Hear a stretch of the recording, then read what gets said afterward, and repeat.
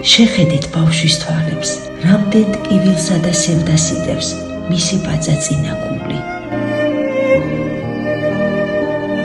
შაბათი დღე იყო, სამუშაოდან მომავედი, დაღლილი, ბავშვი მოთხოვეს ეზოში ჩამეყვანიო. ამის შემდეგ მომიყვანეთ სახლში ბავშვები, მოვაწესრიგეთ, დავაძინეთ, ამოწყოთ ტკივილები ამ ადგილში. დინამდე სანამ მივახციე მისვლა, დავარდი ძირს და გონება დავკარგე.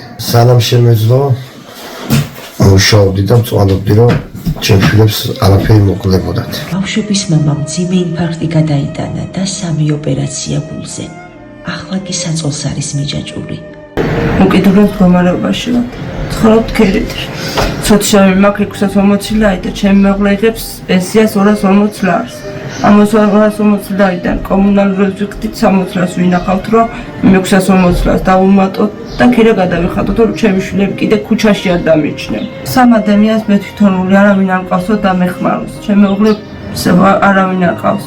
ლეუშთა ბავშვთა სახლშია გასტი. არ მშობლები, არ დაცვა, არ ნათესავები არავინ არ ყავს. როგორში დაგვიდგეს ვინმე და დაგვეხმაროს.